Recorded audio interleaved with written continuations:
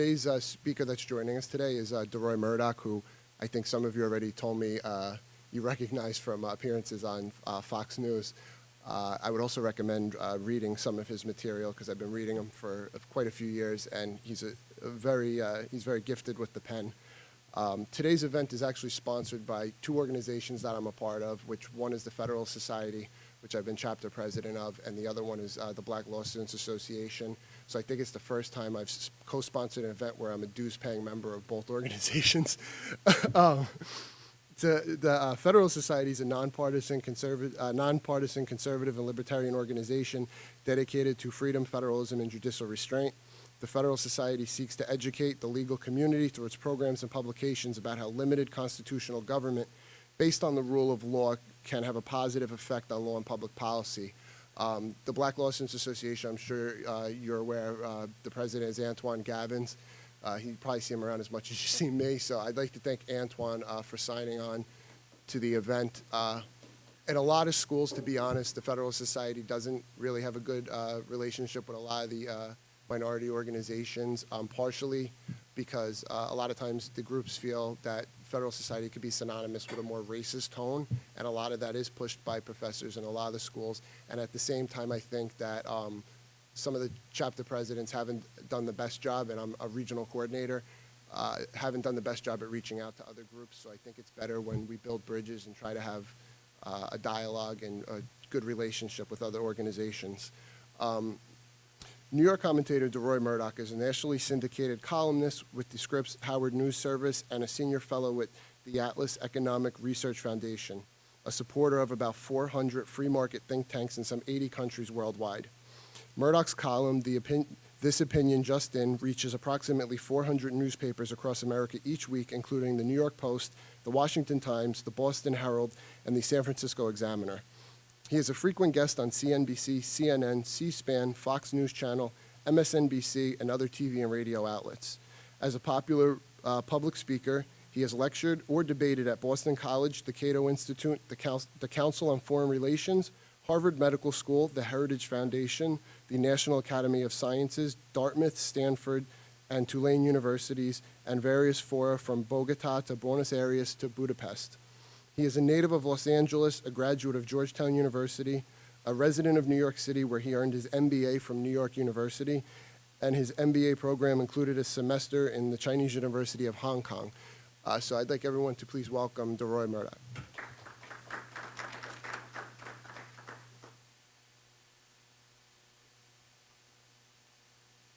Thank you very much, Michael, for that introduction. Much appreciated. And thank you to the Black Law Students Association for co-sponsoring this event. Very much appreciate your support of what we're doing today. I believe this is my third time at Touro Law School, if I'm not wrong, so it's very nice to be back among you. And I want to say thank you to all of you students who probably have a little bit of reading, a little bit of writing to do, and a couple of projects maybe by this time of year. And yet here you are away from your studies, focusing on public policy. So thank you for being among the few, the proud, those who give a damn. Today's message, my basic message this afternoon, is that the Republican Party and conservatives generally have spent most of the last 150 years or so trying to liberate black Americans and make us self-reliant, while Democrats and liberals have spent most of that time either trying to hold black people down or make us dependent on big government solutions. While the right generally has tried to create a society built on equal opportunity, where race matters less, the left usually has tried to amplify the importance of race while apportioning power and privilege on the basis of skin color. I'd like to examine this phenomenon both in terms of American history and with respect to current events. But before we do that, let me issue this warning to you. This presentation contains language and images that may discomfort, offend, or even shock some audience members. This evidence is included not to titillate, but to illuminate these unfortunate aspects of America's past and present. It's impossible to talk about race and racism without using some of the words and images that people have used over the years that people may not like to see, but that's part of the story, and that's part of what we're going to talk about today. But let's start with current events. And if you watch the news and follow current events, you've seen things like this. This is Google. Google Republicans are, and guess what you see? First thing, Republicans are racist. Isn't that funny? Well, you see images like this despite these sort of comments that you hear from, this is a sort of a cartoon based on what Joe Biden said during the campaign of 2012 when he went down and gave a speech in Virginia to a group of black people and said, the Republicans, if you elect the Republicans and put in Romney, they're going to put you all back in chains, he said. Believe it or not, that's an exact quote from our vice president. Then you've got this image here, Know Your GOP, taking you back to the good old days, the 1860s. And here, I guess, are a bunch of Republicans fighting under Confederate flag. And if you know anything about American history, that's a rather ahistorical image. You've got the Voting Rights Act here being lynched by a pair of GOP extremists wearing Ku Klux Klan garb. And here even more so, you have the American Citizen Corps, GOP, spying for fatherland and party with this obviously Nazi imagery. So not just Klansmen, but Nazis. And then here you've got this amazing image, which is this gentleman on the right. Anybody know who that is? That's Eric Cantor, the House Majority Leader. And he is there wearing a Nazi SS death set hat. And of course, that's particularly revolting because he happens to be Jewish, and I don't think you'd see a Jewish person wearing a Nazi uniform. So that's really, truly disgusting and unfortunate. Now, it is true you see things like this sign. The zoo has an African and the White House has a lion African. That, I'd say, is a racist image. That's a racist comment. You do see things like this, but I think this is unusual. You don't see much of this. When you do see this sort of thing, a lot of people in the press will amp it up and say, oh my God, look at this racist person at this GOP rally or whatever it is.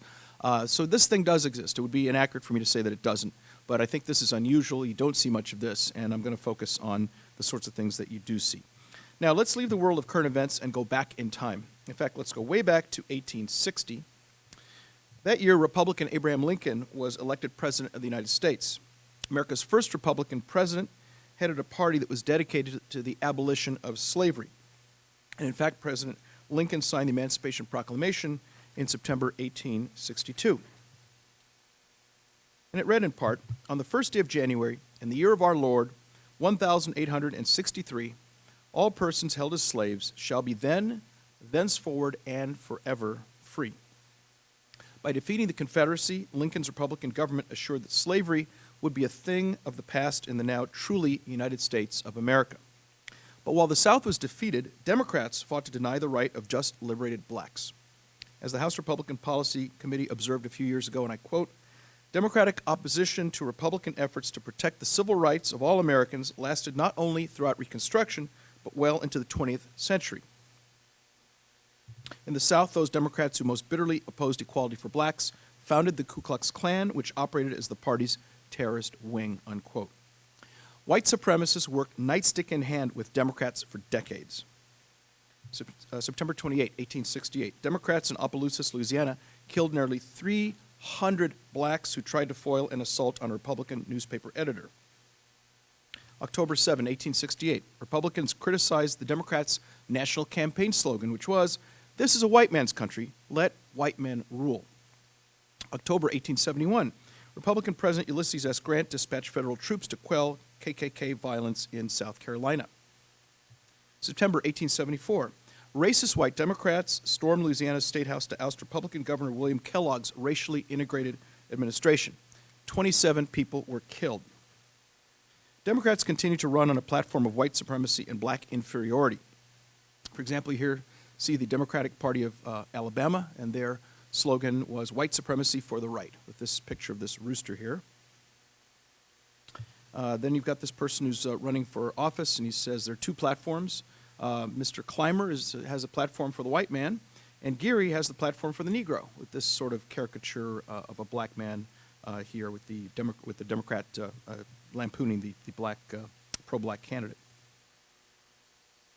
And here you have the two platforms. The Democratic platform is for the white man, and the Republican platform is for the Negro. This is the kind of thing you saw Democrats using in their campaign advertising and campaign communications in the late 19th century. Now, about this time, the Jim Crow laws kicked in. And the important thing to remember about the Jim Crow laws is that they were laws. Yes, there were people in the South who were white racists. There were many people who had bigoted feelings, for sure. But if you were an enlightened, open-minded, forward-looking white restaurateur or employer and you wanted to have an integrated restaurant, an integrated cafeteria at your office or whatever it was, you couldn't do that because the law said you had to have separate facilities for white people, separate facilities for black people. This was the law. And so many people who believe that the way out of our problems is to ask the government to do more for us, always remember that the Jim Crow situation was something that was imposed by government and enforced by government until well into the 20th century. For example, you've got these statutes, these Jim Crow statutes, such as in Louisiana. The Board of Trustees shall maintain a separate building on separate grounds for the admission, care, instruction, and support of all blind persons of the colored or black race. So you couldn't even have black and white blind people together. The Jim Crow laws said they had to live and be treated separately. Mississippi. Any person who shall be guilty of printing, publishing, or circulating printed, typewritten, or written matter, urging or presenting for public acceptance or general information, arguments or suggestions in favor of social equality or of intermarriage between whites and Negroes shall be guilty of a misdemeanor and subject to fine not exceeding $500 or imprisonment not exceeding 6 months or both. So if you so much as wrote an article saying, you know, I think maybe black and white people should be able to get married, you could end up in jail for 6 months, according to the law in Mississippi. Now, the Jim Crow laws were on the books in the administration of Democrat Woodrow Wilson. Here he is. He said that segregation is not humiliating, but a benefit, and distinctly to the advantage of the colored people themselves, said Democrat President Woodrow Wilson. Now, the Crisis magazine was published by, as you see up here, W.E. Burghardt Du Bois, better known as W.E.B. Du Bois. And this publication was put out in New York City called The Crisis, and it indicated what happened in October of 1916. Democrat President Woodrow Wilson, Secretary of the Navy, resegregated the previously integrated bathrooms in the State War and Navy Department building beside the White House, just west of the White House, which is known today as the Eisenhower Executive Office Building. And it says here, quote, beginning Wednesday, August 9th, 1916, the toilets in the State War and Navy Department buildings will be allotted for use as toilets for women, for white men, and for colored men. This order was signed by the Secretary of the Navy, which resegregated the bathrooms in that building. And who was the Secretary of the Navy at that time? Interestingly enough, it was none other than Franklin Delano Roosevelt signed that resegregation order. Isn't that fascinating? Around this time, there was a motion picture directed by a man named D.W. Griffith called The Birth of a Nation. And it's considered by many people who've studied film to be a very well-constructed motion picture, technically and in terms of cinematic storytelling. In terms of its theme, however, it basically presents a warm, fuzzy kind of portrayal of the Ku Klux Klan. Not a very, very nice theme, despite the fact that it's technically well put together. And in fact, right in the middle of the movie, you see this quote in one of these slides here. Remember, silent film, you saw these text slides in the middle. Quote, the white men were aroused by a mere instinct of self-preservation until at last there had sprung into existence a great Ku Klux Klan, a veritable empire of the South, to protect the Southern country. A quote from Woodrow Wilson, Democrat. And Woodrow Wilson, by the way, was so impressed with this movie that he arranged to have D.W. Griffith bring it to the White House and had a special screening of Birth of the Nation in the White House back in about the mid-1900s, I should say 19-teens. August 1937, Republicans opposed Democrat President Franklin Delano Roosevelt, Supreme Court nominee, U.S. Senator Hugo Black, Democrat of Alabama, a former Klansman who defended his fellow Klansmen against race murder charges. And here you see former Klansman Hugo Black. And in fact, once this came out, Justice Black admits he was a KKK member, as we see in this still from a newsreel back at that time. That was 1937. But Democrats engaged in KKK coddling as late as 2010, 4 years ago. This man is Robert Byrd, former U.S. Senator. This warm embrace of the KKK was embodied in Democrat praise for Ku Klux Klan alumnus Robert Byrd, West Virginia's long-serving, long-winded Democrat U.S. Senator. Robert Byrd took office on January 3rd, 1959, so he was the Senate's most senior member until he passed away in office on June 28, 2010. As the Washington Post's Eric Pianin reported, Robert Byrd wrote Grand Wizard Samuel Green of Atlanta in 1941 to say that he wanted to join the KKK. He also enrolled 150 recruits to help him launch a Klan chapter in his hometown, Crab Orchard, West Virginia. He didn't just go to a meeting or drop by. He recruited 150 people to join the KKK. Robert Byrd earned the rank of Exalted Cyclops of the Ku Klux Klan. His actual title, Exalted Cyclops. In 1946, Byrd wrote this to the KKK's Imperial Wizard. The Klan is needed today as never before, and I'm anxious to see its rebirth here in West Virginia.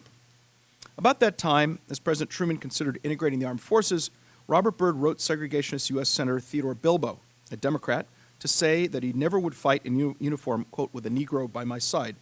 And he continued, rather I should die 1,000 times and see Old Glory trampled in the dirt, never to rise again, than to see this beloved land of ours be degraded by race mongrels. Byrd did not get his way, thank God. Harry Truman was president in 1948, and he went about integrating the U.S. military, a very, very bold and courageous and proper thing to do.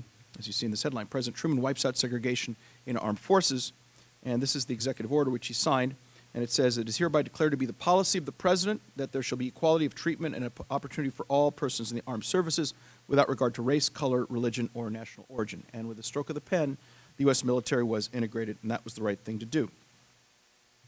Robert Byrd was the U.S. Senate Democrat leader as late as December 1988, not that far back. On March 4th, 2001, Robert Byrd sat down for an interview with the late, great TV host Tony Snow on Fox News Sunday. Tony Snow asked Robert Byrd a straightforward question. What do you think about the state of race relations in America? And Senator Byrd replied, and you can see the quote here, there are white niggers. I've seen a lot of white niggers in my time. I'm going to use that word. This man was a senior Democrat senator in the United States Senate, and he's using this kind of language on television. Extraordinary. National Democrats never arranged a primary challenge against or otherwise pressured this one-time white hood wearer to take a long walk off the Robert Byrd Bridge. To the contrary, listen to how President Clinton's eulogy whitewashed Byrd's deeply stained record, and I quote, he once had a fleeting association with the Ku Klux Klan, President Clinton said. What does that mean? I'll tell you what it means. He was a country boy from the hills and hollows from West Virginia. He was trying to get elected. And maybe he did something he shouldn't have done, and he spent the rest of his life making it up. And that's what a good person does. There are no perfect people. There are certainly no perfect politicians, unquote, said Bill Clinton. Now, do you honestly think a Republican with the KKK on his resume ever would have had this much slack cut for him? And since when does recruiting 150 brand new Klansmen qualify as, quote, a fleeting association? Contrast the Democrats' coziness with the Ku Klux Klan with how Republicans have treated these hateful white racists.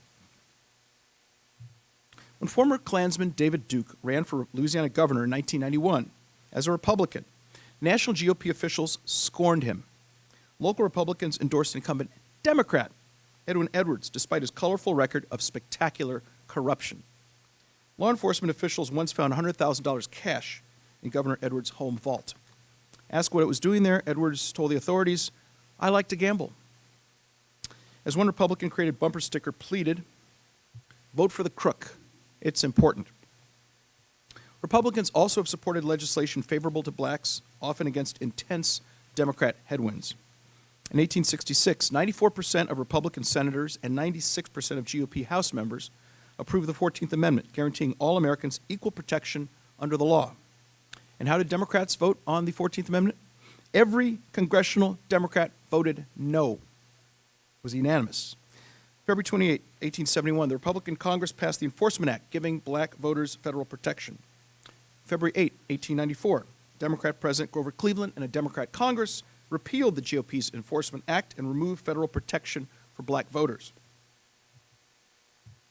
In 1901, President Theodore Roosevelt invited to the White House as a guest a man by the name of Booker T. Washington, who wrote a book called Up From Slavery, and he was probably the most famous black man in America at the time. In 1901, Theodore Roosevelt thought it would be a good idea to invite America's most famous black man to the White House for dinner. He did so, and there was a lot of controversy. A lot of people thought this was the wrong thing to do. How dare he soil the White House by bringing a black man in, etc. And Theodore Roosevelt thought it was the right thing to do, and so he did it. And that was the first time a black man had come to the White House as a guest. January 1922, the U.S. House adopted Missouri Republican Congressman Leonidas Dyer's bill to make lynching a federal crime.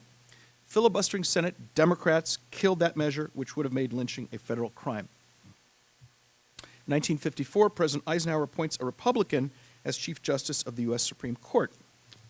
As Chief Justice, former three-term Governor Earl Warren, a Republican from California, led the U.S. Supreme Court's desegregation of government schools via the landmark Brown versus Board of Education decision. Republican President Dwight Eisenhower's Justice Department argued on behalf of Topeka, Kansas's black school children. Democrat John W. Davis, who lost her presidential bid to incumbent Republican Calvin Coolidge in 1924, defended separate but equal classrooms. President Eisenhower sent U.S. troops to Little Rock to help desegregate schools in that city in Arkansas. And in fact, civil rights leaders are so grateful for President Eisenhower's intervention in these conflicts and controversies that you see none other than the Reverend Dr. Martin Luther King Jr. there in the White House posing with President Eisenhower. Now, Robert Byrd kept up his antics all the way through 1964 when he helped filibuster the Civil Rights Act of 1964. And July 1964, Democrat President Lyndon Johnson signed the 1964 Civil Rights Act after it passed despite former Klansman Robert Byrd's 14-hour filibuster and the no votes of 22 other Senate Democrats, including Tennessee Senator Albert Gore Sr. Father of you can guess who his son is. Illinois Republican Everett Dirksen rallied 26 GOP senators and 44 Democrats to kill the filibuster and allow the bill's passage. According to John Fonte in the National Review, 82% of Republicans voted for the 1964 Civil Rights Act versus only 66% of Democrats. Far, far, far more GOP support for the 64 Civil Rights Act than Democrats support. So as you can see, time and time again, Republicans have tried to do right by black Americans while Democrats have stood in our way. As a consequence, blacks who could vote usually supported Republicans after the Civil War. Democrat Franklin Roosevelt won black support with the New Deal, but the black vote was not monolithic. As Robert George of the New York Post notes, Eisenhower got 39% of the black vote in 1956. Richard Nixon received 32% of the black vote in 1960. The Republican share of the black vote in 1964, 6%. What happened? Senator Barry Goldwater, Republican of Arizona, opposed the Civil Rights Act of 1964, the very year that he became the Republican presidential standard bearer. Goldwater feared the 1964 Act would limit freedom of association in the private sector, not the public sector, but in the private sector. This is a controversial but principled libertarian objection rooted in the First Amendment's freedom of association clause, but it is not a matter of racial hatred. In fact, Goldwater supported the 1957 and 1960 Civil Rights Acts and called for integrating Arizona's National Guard 2 years before President Truman desegregated the military. Still, Goldwater's opposition to the landmark Civil Rights Act did not impress longtime Republican Dr. Martin Luther King Jr. In 1964, he endorsed President Johnson for re-election. That experience and generous public assistance spending under the Great Society have helped keep black voters loyal to the Democrats for the better part of 50 years. In fact, these days, Democrats essentially take blacks for granted, while Republicans typically assume they cannot win black votes, so why even bother trying? Since the days of Richard Nixon, the GOP has tended to focus on winning the votes of whites in the South while overlooking blacks elsewhere. Here's Richard Nixon, President of the United States. A lot of people say that the father of the so-called Southern strategy was none other than Richard Nixon. And the idea here is you go down, you do things to get white votes in the South. That puts you in the White House, and you either ignore black people or say things, in code that will hold blacks down and impress white voters, or at least so that's the idea. Well, it seems very strange if Nixon did this, that he then turned around and implemented something in 1969, his first year in office, called the Philadelphia Plan. The Philadelphia Plan is the very, very beginning of what we call affirmative action or racial preferences in federal contracting and that sort of thing. And from the Philadelphia Plan, we've gotten the whole panoply of programs that are designed to help blacks and other minorities in terms of education, in terms of contracting, jobs, et cetera. And Nixon, in fact, used the power of the federal purse to create specific incentives and hiring goals for the construction industry. So if you're in construction, you take any federal money, you were required, according to this, to appoint a certain number of contractors and subcontractors according to a minority status, and there were so-called goals and timetables to make sure all this happened. Now, whether you agree or disagree with this is something Nixon did. Mr. Racism, Mr. Southern Strategy, first thing he did, one of the first things he did when he came into office in 1969 was to get the Philadelphia Plan started, and the man who designed that for him was George Shultz, who went on to become Secretary of State under Ronald Reagan. Now, let's consider the New York Times, America's former paper of record. When it isn't busy treasonously telling al-Qaeda how Uncle Sam tracks terrorist money, the New York Times writers publish lies. An excellent example of this is former Times columnist Bob Herbert's jihad against President Ronald Wilson Reagan. In fall 2007, Bob Herbert wrote, and I quote, "Throughout his career, Reagan was wrong, insensitive, and mean-spirited on civil rights and other issues important to black people. There's no way for the scribes of today to clean up that dismal record," unquote. Had Bob Herbert devoted 3 minutes to checking his facts, he might have learned this about that so-called racist Ronald Reagan. As biographer Lou Cannon observed, Reagan had a long history of fair-mindedness. Lou Cannon wrote for the Washington Post. Before that, he was in California, and he covered Ronald Reagan from the State House in Sacramento all the way to his campaigns for president, and then the White House for 8 years, and he wrote several books about Reagan. Lou Cannon knew Reagan well, and I'm quoting him now. As a sports announcer in Iowa in the 1930s, Mr. Reagan opposed the segregation of Major League Baseball. As an actor in Hollywood, he quit a Los Angeles country club because it did not admit Jews. In 1978, when preparing to run for president, Mr. Reagan opposed a California ballot initiative that would have barred homosexuals from teaching in the state's public schools. And in fact, you very often hear people say, well, you know, Reagan did nothing about AIDS. He did nothing, literally nothing about it. And he just sat there in the Oval Office and laughed as gay men and other people died of AIDS. And he just sat there snickering about what a hilarious situation that was. Shame on Reagan for doing nothing about AIDS. Well, here's what nothing looks like. Ronald Reagan started AIDS funding. He began federal AIDS funding. There was no federal research or money available for helping people with AIDS until Ronald Reagan launched that spending in 1982 with an initial expenditure of $8 million. That money continued to increase, as you can see, fivefold by 1983 to $44 million, $103 million, $205 million, et cetera, until by the end, in 1989, his final budget contained $2.3 billion for AIDS research. And over his presidency, Ronald Reagan spent $5.73 billion on federal HIV/AIDS research and services to people suffering from that disease. So when people say Ronald Reagan did nothing about AIDS, they're lying, L-Y-I-N-G, lying to you. And I hear it over and over and over again. If you see the movie Philomena, one of the characters says that the Republicans canceled AIDS funding because they didn't like the lifestyle. Well, there's your canceled AIDS funding for you. Again, more lies about this man. June 1982, Republican President Ronald Reagan signed a 25-year extension of the 1965 Voting Rights Act. He said at the time, quote, "The right to vote is the crown jewel of American liberties." Bob Herbert's New York Times colleague Paul Krugman, who you probably see writing about economics, once whined that, quote, "Reagan opposed making Martin Luther King Day a national holiday." Wrong.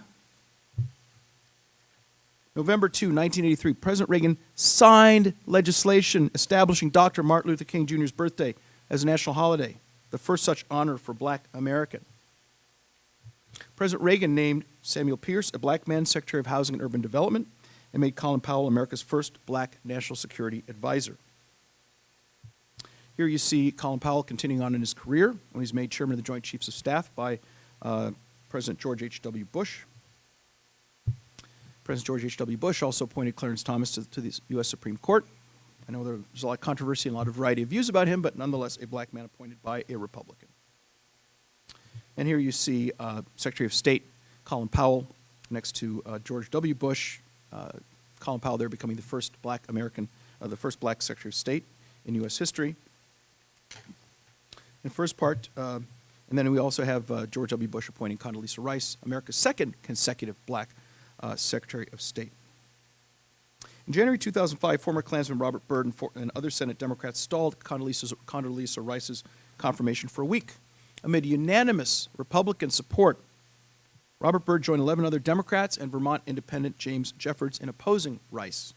This woman, who grew up in the Jim Crow South, she's from Alabama, her young friends, you may know that story about the little girls who were blown up in the church basement in Birmingham. Those were her friends. She could have been there and been blown up in that basement. Luckily for her, she was not there that day, but her girlfriends, when she was a little girl, were blasted to bits by the KKK. So she's got, I think, pretty good street cred when it comes to racism and segregation and Jim Crow. Anyway, when the vote came to this, she received the most no votes for a Secretary of State nominee since 14 senators turned thumbs down on Henry Clay in 1825. And Democrats cast 11 of those 12 anti-Rice votes. For his part, former Klansman Robert Byrd voted against the nominations of black Supreme Court Justices Thurgood Marshall and Clarence Thomas, as well as Secretary of State Condoleezza Rice. July 2006, the Republican Congress passes, and President G.W. Bush signs a 25-year extension of the Voting Rights Act of 1965, all the way through 2031. How racist. What you find interesting also is every time that the Voting Rights Act has come up for extension, it has won more and more support. The support for it has grown, and it's been extended not just for 5 years, but then for 7 years, and then subsequently for 25 years, and the support for it has gone up and away, very often with the support of Republican members of Congress. Okay. But what about Hurricane Katrina? The physical and human devastation of Hurricane Katrina is beyond question. But some argue that this disaster was not just natural but man-made. This is former City Councilman Charles Barron, a Democrat of New York. He ran for Congress and lost. I think he's back in the private sector now. But regarding Katrina, he said the following: a KKK without power is not as bad as a George Bush with power.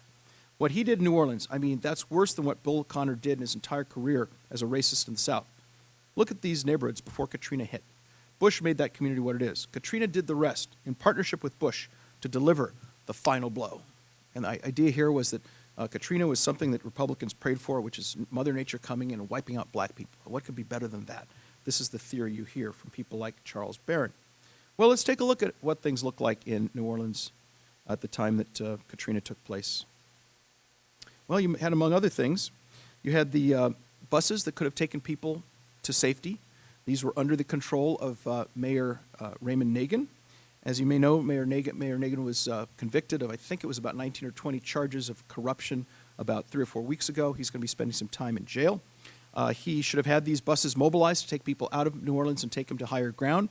Instead, he let them sit there, and they drowned. And all these buses, I think there were about 200 buses there, basically filled with water and had to be thrown away while people were trapped at the Superdome. Democrat mayor should have gotten things moving, and he did not. 255 buses, to be precise. And in fact, there was a very interesting research done by Kirk Johnson of the Heritage Foundation. He took a look at social spending in Orleans Parish between 1999 and 2003, when the Republicans controlled Congress and G.W. Bush was in the White House, or at least for the second half of that period. And in fact, what you saw is federal spending overall went up 78.4%, anti-poverty spending per recipient up 73%, Head Start up 13.8%, food stamps up 43.1%, Pell Grants up 126%, community health centers up 163%.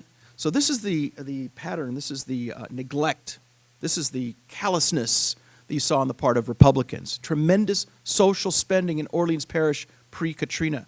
Now, many of us free marketeers are not big fans of federal programs for a lot of reasons we can discuss, but it's very hard for people to say that the white racist Republicans wanted to diss the blacks of Republicans until Katrina could come in and work its magic and drown them in their attics. While at the same time, you see social spending going up, and away under Republican rule. Now, this is an interesting quote from President Ben Jealous, NAACP President Ben Jealous, January of 2013. He said, when you look at joblessness in this country, the country is back to pretty much where it was when this president started, referring to President Obama. White people in this country are doing a bit better. Black folks are doing a full point worse. It's very interesting to compare the performances of G.W. Bush and the first term of President Obama. It's very interesting. You look at the unemployment rate. You can see the unemployment rates on Inauguration Day for these presidents. Inauguration Day, first term of Bush, second term of Bush, first term of Obama, beginning of the second term. And you see unemployment going up overall, unemployment rate for blacks going up as well, unemployment rate for black teenagers going up. Below the poverty line, that number increasing, median income falling. Now, if you go on to January 2014, these numbers do improve. But certainly, if you look at the beginning of the presidency of these two men, beginning of their administrations, you do not see things getting better for black people under Obama. Interesting to compare the situation for black people in terms of unemployment under Reaganomics versus under Obamanomics. As you can see here in this second column, it says percent change, all adults, black, decreased unemployment down 20% under Reagan, up 41% under Obama, and for black teenagers down about 16% under Reaganomics, up almost 56% under Obamanomics. I think one of the areas where you see the most egregious abuse of black people by the Democrat Party is in the area of education. There's been a lot of debate about it here in New York with the charter schools under Mayor de Blasio, but you certainly see it at the federal level as well. Here you got this amazing comment which I think crystallizes the attitude of a lot of liberal Democrats towards black people when it comes to education. Quote, the average SAT for blacks is 750. Do we set standards in the future so that we don't admit anybody with the national test? Or do we deal with a disadvantaged population that doesn't have that genetic, hereditary background to have a higher average? This is Francis Lawrence, who was the president of Rutgers University. Black people lack the genetic, hereditary background to do well on the SAT. Therefore, let's lower these standards. Let's lower the expectations. Let's have lower numbers necessary for blacks to get into school, higher numbers for Hispanics, whites, and Asians, who I guess have better DNA, which allows them to do better on tests. This, unfortunately, is what I call the racism born of pity. There are different kinds of racism. There's the racism born of ignorance, where you've not been around people, you don't know what they're like, and so you may have your own conclusions of what they're like. And maybe after you get to know them, you figure, okay, I was wrong. I know what these people are like. I like them better. There's the racism born of hatred, which is the racism of the KKK, where you lynch people, you burn crosses on their lawns, you hate their guts, and you try to hurt them or kill them. And then you have this kind of racism, which is racism born of pity. I'm sure Mr. Lawrence is a delightful man. He's probably a very nice person, and he means well. He really does. I don't think he would hurt a black person if he had the opportunity. But the thing is, rather than look at us as equals, he thinks, well, these people are disadvantaged. You know, being black's a disability. It's a handicap.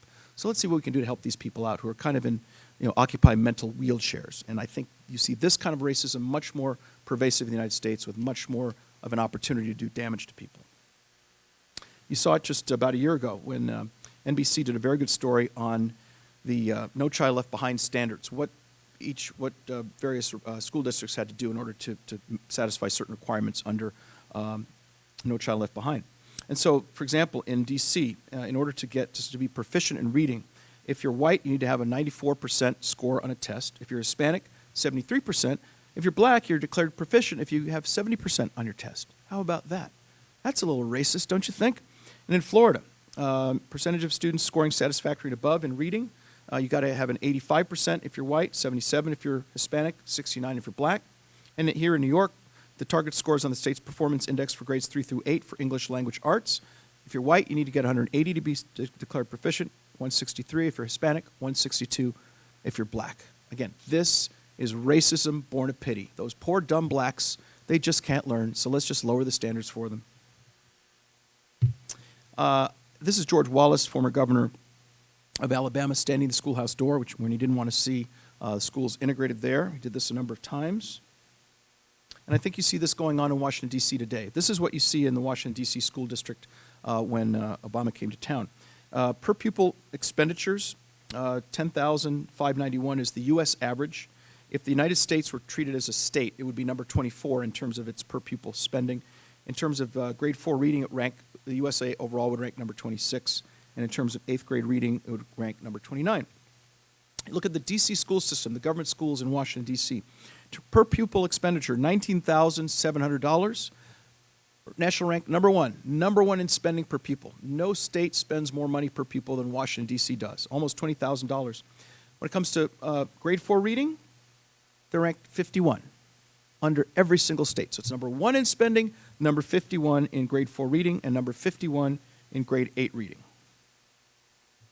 Here you have Dick Durbin and Obama, both represented Illinois. And when Obama came to town, one of the very first things he did was follow the advice of Dick Durbin and basically go about shutting down the D.C. voucher program. Here's the D.C. voucher vote. I can't have you in the same school as my kids. They send their kids to private school, conveniently enough. As for some of the kids in terrible government schools in Washington, D.C., there was a voucher program started to give them a chance to go to either parochial schools or other schools where they might actually learn something. And one of the very first things Obama did was follow Dick Durbin's advice and shut down the D.C. voucher program. It's official, Obama and the Democrats killed the D.C. school voucher program, which was signed into law by G.W. Bush, by the way. Now, as it happens, House Speaker John Boehner, in conjunction with former Senator Joseph Lieberman, who's now retired, who was a Democrat, ran for VP with Al Gore and became an independent senator, they actually found money to restore the D.C. voucher program. They were able to get it up and running again, and yet every single budget, including the most recent one that Obama introduced, puts zero money into that. They're desperate to kill this program because it performs well. It makes the unionized schools look bad. Boehner rescues D.C. school voucher program from Obama. Now here's Condoleezza Rice speaking at the Republican National Convention. She is giving a speech in prime time at 10:25 p.m. During the convention in, I forget where they held it now. Completely slips my mind. But anyway, at the convention in 2012. Now, if this is a racist party and they hate black people, why do you put a black woman on national television during prime time where the entire country can see a black face at the GOP convention. And if you're trying to send dog whistle messages to white people about, if we get in, we're going to hold down these blacks, why would you put a black woman on national television in prime time to muddle up that entire message if that is, in fact, the message that we're told the GOP tries to pass along to whites? Here you have U.S. Ambassador to the United Nations, Susan Rice. She got into quite a bit of controversy, as you may recall, in the whole story of Benghazi, and was the Benghazi attack in Libya the result of a videotape that got people excited to the point of homicide, or was this an al-Qaeda-based attack? She was on 5 national talk shows to talk about this a couple weeks after that happened. Well, Republican Senators Kelly Ayotte, Lindsey Graham, and John McCain were critical of Susan Rice. They said, look, we don't like the way she performed. We're upset that she went on national television and claimed that this attack in Benghazi was the result of a videotape and not an organized al-Qaeda attack. And they criticized her performance in office because of that. Well, Marcia Fudge, who's a congresswoman from Ohio, she said, quote, there's a clear sexism and racism that goes with these comments being made by, unfortunately, Senator McCain and others. It's a shame that anytime something goes wrong, they pick on women and minorities. So these are racists, just beating up on this poor black woman, Susan Rice. Well, isn't it interesting, just a couple years earlier, she was confirmed unanimously. That means all these white Republican racists who don't like Susan Rice because she's black voted to put her into the position of UN ambassador. If they really hated her so much, why didn't they vote against her the way that Robert Byrd voted against Clarence Thomas and Thurgood Marshall and Condoleezza Rice? So all these racist Republicans, in fact, put her into that position where she was able to go on television and say what she did. Here's a cartoon. Is this what I think it is? You see the cross burning there? Don't worry. They say it's just an innocent Tea Party. This ties into the whole meme that the Tea Party is a giant racist enterprise. Here we have Congressman Andre Carson, Democrat of Indiana. He says, some of them in Congress right now with this Tea Party movement would love to see you and me hanging on a tree. Not just holding down your civil rights, but lynching people. So the Tea Party is full of people who want to lynch blacks, according to Congressman Carson of Indiana. Well, isn't it interesting that the Tea Party gave money to former Congressman Allen West, Republican of Florida, who was a member of the Army, and he went on and served a term in the U.S. House in Florida. He was defeated for re-election. But this is one of the heroes of the Tea Party. They love this guy. Here's another one, another favorite of the Tea Party, Senator Tim Scott. He was elected to the U.S. House in South Carolina. And when Jim DeMint left the U.S. Senate to go run the Heritage Foundation, he was appointed to the U.S. Senate by none other than Nikki Haley, another favorite of the Tea Party. She happens to be a woman of East Indian descent. Her mom and dad are from India. She's the first woman of East Indian descent to serve in that kind of a position. So you have the U.S. Senator from South Carolina and the governor of South Carolina, one black, the other of East Indian descent. The Democrat Party had, from Reconstruction all the way up until last year, to elect or appoint a black person to be U.S. Senator. They never got around to it. They couldn't be bothered. They just couldn't make that happen. It took a Republican governor to appoint this black man to the U.S. Senate. Again, what racism? And they're, again, big favorites of the Tea Party. Senator Ted Cruz, you've seen him a lot on the news, obviously a gentleman of Hispanic background. He's another favorite of the Tea Party. Many of them campaigned for him, knocked on doors, gave him money, etc., so he could run his campaign. Marco Rubio is another favorite of the Tea Party, another person of Hispanic descent. So I find it fascinating that this racist Tea Party seems to show up and knock on doors, hand out bumper stickers, and give campaign checks to these black and Hispanic people. What bigots. As are these other racist Republicans you see, such as you've got Thomas Sowell here, professor at the Hoover Institution, other people who served in office and are in the media and so on. Here's Herman Cain, a man who had a very, very distinctive business career and ran for president, et cetera. These are, again, more of these racist Republicans you've heard about. I could go on, but in conclusion, I simply would say that Republicans and free marketeers should appeal to black Americans at the polls in every election with attractive ideas that will make them more free and more prosperous. And the best way for GOP candidates to get blacks thinking about why they should consider voting Republican is to ask a simple question. What have the Democrats done for you lately? Thank you very much.